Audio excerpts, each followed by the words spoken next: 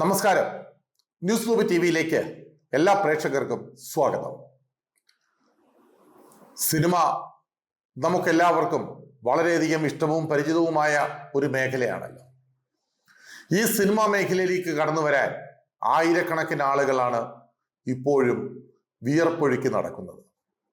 അതുമാത്രമല്ല, ഈ സിനിമയിൽ വിജയം വരിച്ചിട്ടുള്ള ആളുകളെല്ലാം തന്നെ മോഹൻലാൽ ആയാലും മമ്മൂട്ടി ആയാലും പഴയ കാലത്തുള്ള നടന്മാരായാലും പുതിയ തലമുറയായാലും ആരാണെങ്കിലും ശരി, വളരെ ചുരുക്കം ചിലർ ഒഴിച്ച ബാക്കി എല്ലാ ആളുകളും പട്ടിണിയുടെ രുചി അറിഞ്ഞ ആളുകളൊക്കെയാണ് സിനിമയിൽ വന്നു ചേർന്നിട്ടുള്ളത്. അങ്ങനെ സിനിമയ്ക്ക് അല്ലെങ്കിൽ സിനിമയിലേക്ക് ഒരു മോഹം വന്നു കഴിഞ്ഞാൽ, പ്രത്യേകിച്ചും ചെറുപ്പക്കാർ അതൊരു അംബീഷനായി കൊണ്ടു നടക്കുന്നു. ഇങ്ങനെ അംബീഷനുമായി വരുന്ന ആളുകളെ പറ്റിക്കുന്ന ഒരുപാട് വേലകൾ മലയാള സിനിമയിൽ നടക്കുന്നു. മലയാളത്തിൽ മാത്രമല്ല എങ്കിലും മലയാളത്തിൽ ധാരാളമായി നടത്തും. അതില് ഏറ്റവും വലുതൊരെണ്ണം കാസ്റ്റിംഗ് കോൾ എന്ന രീതിയിൽ വിളിച്ച് ആളുകളെ കൊണ്ടുവന്ന് രജിസ്ട്രേഷൻ ഫീയും മറ്റും വാങ്ങി അവരുടെ കയ്യിൽ നിന്ന് പണം പിടുങ്ങുന്ന ഒരു രീതിയാണ്.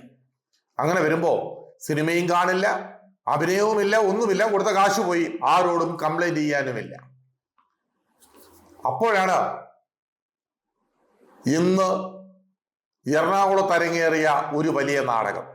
ആ നാടകം നടത്തിയത് മറ്റാരുമല്ല, മലയാള സിനിമയിലെ തന്നെ പ്രമുഖ യൂണിയൻ എന്നൊക്കെ അവകാശപ്പെടുന്ന ഫെഫ്കയിലെ ഡബ്ബിംഗ് ആർട്ടിസ്റ്റ് യൂണിയനാണ്. അതായത് ആളുകളെ കോൾ ഫോർ ചെയ്യുന്നു, ഡബ്ബിംഗ് ആർട്ടിസ്റ്റുകൾക്ക് വേണ്ടിയാണ് വിളിക്കുന്നത്. ഡബ്ബിംഗ് ആർട്ടിസ്റ്റുകളാകാം, നിങ്ങൾക്ക് താല്പര്യമുണ്ടെങ്കിൽ വരൂ. 4500ഓളം ആളുകളാണ് ഇതുവരെയും ആദ്യത്തെ ഓഡിഷനിൽ പങ്കെടുത്തത്.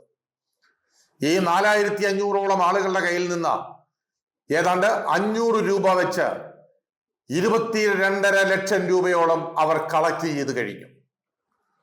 ആ കളക്ട് ചെയ്ത് കഴിഞ്ഞിട്ട് അതിൽ നിന്ന് സെലക്ട് ആയ ചില ആളുകളെ എന്ന് പറഞ്ഞിട്ട് അവരെ കൊണ്ടുവന്ന് വീണ്ടും അടുത്ത ഓഡിഷനിലേക്ക് ഇന്ന് എറണാകുളത്ത് ടൂൺ സ്റ്റുഡിയോയിൽ വെച്ച് ഓഡിഷൻ നടത്തിയിരിക്കുന്നു. സെലക്ട് ആയി എന്ന് പറഞ്ഞ 600 ആളുകളുടെ കയ്യിൽ നിന്ന് 1500 രൂപ വെച്ച് വാങ്ങുകയും ചെയ്തിരുന്നു. ആ വാങ്ങിയ പണമാകട്ടെ 9 ലക്ഷം രൂപയോട് വരും. 500 ആളുകളെയെങ്കിലും ഞങ്ങൾ ഡബ്ബിംഗ് ആർട്ടിസ്റ്റായി എടുക്കും. ആരെടുക്കും? സംഘടന എടുക്കും. പണിയുണ്ടോ ഇല്ലയോ എന്നുള്ളത് രണ്ടാമത്, അതിലേക്ക് വരുന്നു. അപ്പൊ ഈ 500 പേരെയെങ്കിലും ഡബ്ബിംഗ് ആർട്ടിസ്റ്റായി എടുത്തു കഴിഞ്ഞാൽ, സംഘടനയിലേക്ക് എടുത്തു കഴിഞ്ഞാൽ, ഒരാളുടെ അവിടുത്തെ ഫീസ് എന്ന് പറയുന്നത് 50,000 രൂപയാണ്. അപ്പോ 500 പേരാകുമ്പോ 2.5 കോടി രൂപയോളം അവരുടെ അക്കൗണ്ടിലേക്ക് വരുന്നു. ഈ 2.5 കോടി മാത്രമല്ല, ആദ്യം പറഞ്ഞ 22 ലക്ഷം രൂപയും പിന്നീട് പറഞ്ഞ 9 ലക്ഷം രൂപയും ഒക്കെ സിനിമ മോഹവുമായി നടക്കുന്ന ഈ പാവപ്പെട്ട ചെറുപ്പക്കാരുടെ ഇന്ന് പിഴിഞ്ഞെടുക്കാൻ ഇവർക്കൊക്കെ ആരാണ് അധികാരം കൊടുത്തത്? ഈ നാട്ടിൽ ഇവരെ ആരാണ് ഇതിന് ഏൽപ്പിച്ചിരിക്കുന്നത്? കോടിക്കണക്കിന് പണമുണ്ടാക്കാൻ ഫെഫ്കയ്ക്ക് വേറെ പണിയില്ലെങ്കിൽ പിച്ചപാത്രം എടുത്ത് റോഡിൽ ഇറങ്ങണം. അല്ലാതെ പാവപ്പെട്ട പിള്ളേരുടെ കയ്യിൽ നിന്ന് പണം പിടുങ്ങി ഡബ്ബിംഗ് ആർട്ടിസ്റ്റ് ആക്കാം എന്ന് പറഞ്ഞ് പണം മേടിക്കുകയല്ല ചെയ്യേണ്ടത്. ഇത്രയും നീചമായ ഒരു പ്രവൃത്തി, ആ നീചമായ പ്രവൃത്തി എന്ന് പറയുന്നത് ഇപ്പോൾ തന്നെ കൊച്ചിയിൽ ഏതാണ്ട് 80ഓളം ഡബ്ബിംഗ് ആർട്ടിസ്റ്റുകളുണ്ട്. അതിൽ ഏറ്റവും കൂടുതൽ ക്രൗഡിന് സൗണ്ട് കൊടുക്കുന്ന ആളുകളാണ്. തിരുവനന്തപുരത്തുമുണ്ട് ഏതാണ്ട് 10-70 ആളുകളുണ്ട്. അവരുമൊക്കെ വളരെ തുച്ഛമായ ശമ്പളത്തിൽ ക്രൗഡ് വോയിസ് മാത്രം കൊടുക്കുന്നു. അതായത് സിനിമയിലും സീരിയലിലും ഒക്കെ ഒരുപാട് ആൾക്കൂട്ടവും ബഹളവും ഒക്കെ വരുമ്പോൾ അവിടെ കിടന്ന് ബഹളം വെക്കുന്നതിനും അവിടെ കിടന്ന് അവരുടെ ആ അറ്റ്മോസ്ഫിയർ ക്രിയേറ്റ് ചെയ്യുന്നതിനും ഒക്കെ കൊടുക്കുന്ന ക്രൗഡ് വോയിസ്, നിസാര ശമ്പളത്തിന് ജോലി ചെയ്യുന്ന ആളുകൾ. അപ്പോ അവരുടെ കൂടെ കഞ്ഞുകൂടി മുട്ടിക്കുന്ന ഒരു ഏർപ്പാട്.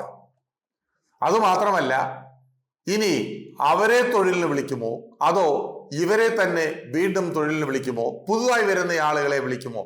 ആരെയാണ് വിളിക്കുന്നത്? ആരെ വിളിച്ചാലും ജോലി ചെയ്തുകൊണ്ടിരുന്ന ആളുകളുടെ പണി കളഞ്ഞിട്ട് പുതിയ കുറെ ആളുകളെ ഇതേപോലെ 50,000 രൂപയൊക്കെ അവരുടെ കോഷൻ ഡിപ്പോസിറ്റ് പോലെ അവരുടെ കയ്യിൽ നിന്നും മെമ്പർഷിപ്പ് ഫീസ് എന്ന പേരിൽ പിടുങ്ങിയിട്ട് ഈ പണമത്രയും സമ്പാദിച്ച് ഇത് യൂണിയൻ ഈ നാട്ടിൽ എന്ത് ചെയ്യാനാണ്? ഇങ്ങനെയാണോ ഒരു യൂണിയൻ പ്രവർത്തിക്കേണ്ടത്? ഭാഗ്യലക്ഷ്മിയാണല്ലോ ഇതിനെ തലപ്പത്തിരിക്കുന്ന ഒരാൾ. പിന്നെ ശോഭി തിലകനും ദേവി എന്ന് വിളിക്കുന്ന ഒരു ലേഡിയുമാണ്.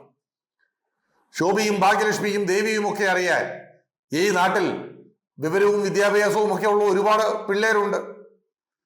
അവരുടെ ഇടയിൽ അഭിനയിക്കാൻ അറിയാവുന്നവരും സംവിധാനം ചെയ്യാൻ അറിയാവുന്നവരും ശബ്ദം കൊടുക്കാൻ അറിയാവുന്നവരും നല്ല ശബ്ദത്തിനുടമയായ ആളുകളും ഒക്കെ ഒരുപാട് പേരുണ്ട്. അവരെയൊക്കെ ഇങ്ങനെ പിഴിഞ്ഞ് ജീവിക്കുന്നതിലും നല്ലത് മറ്റെന്തെങ്കിലും പണി പോയി ചെയ്യുന്നതാണ് എന്നുകൂടി പറഞ്ഞുകൊള്ളട്ടെ.